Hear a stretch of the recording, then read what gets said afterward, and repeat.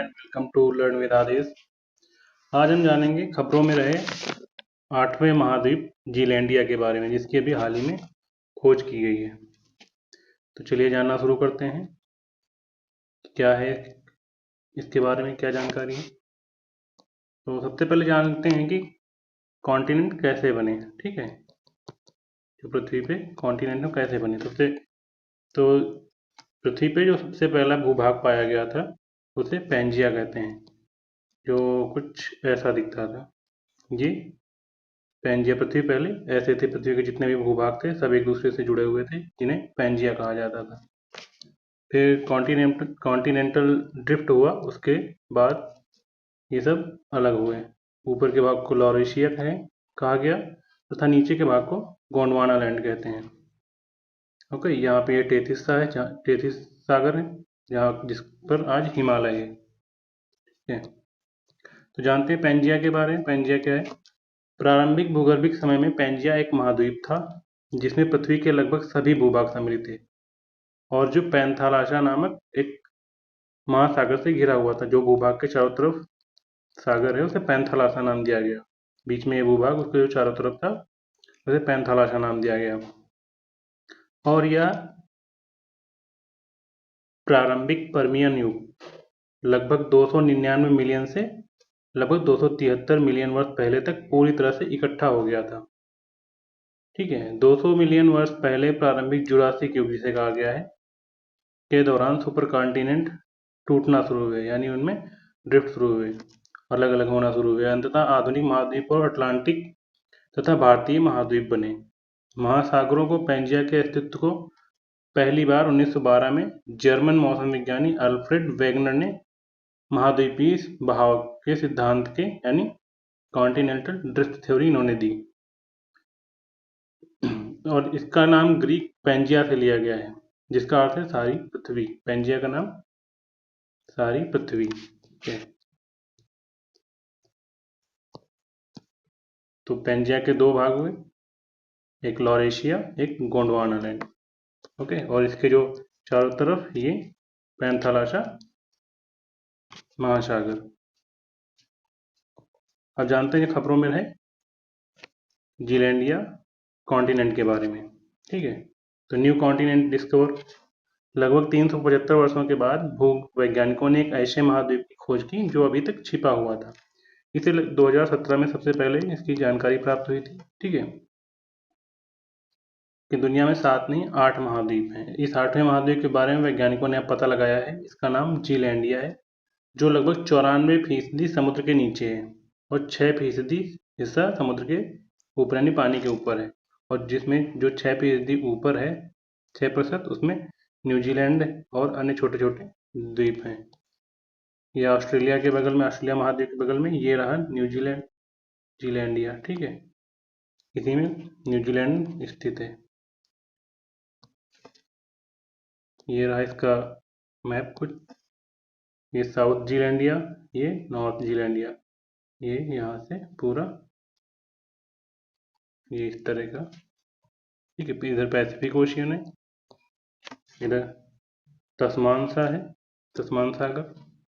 Okay, BBC की report के अनुसार वैज्ञानिकों ने जीलैंडिया महाद्वीप का नया मैप जारी किया है। इस नए महाद्वीप के बारे में पता लगाने वाले वैज्ञानिकों का कहना है कि यह महाद्वीप गोंडवाना लैंड से अलग हुआ था। ठीक है, जीलैंडिया करीब 10.5 करोड़ साल पहले गोंडवाना लैंड से अलग हुआ था। पहले ये गोंडवाना लैंड का हिस्सा था, फिर ये अलग हो गया उससे। ठीक, ये रहा न्यूजीलैंड, ये टोटल जीलैंडिया टोटल। ठीक है, ये टोटल जीलैंडिया रहा, जो पानी ग्रीन दिख रहा है ये न्यूजीलैंड है, जो पानी के ऊपर है, इसी जीलैंडिया का ही हिस्सा है।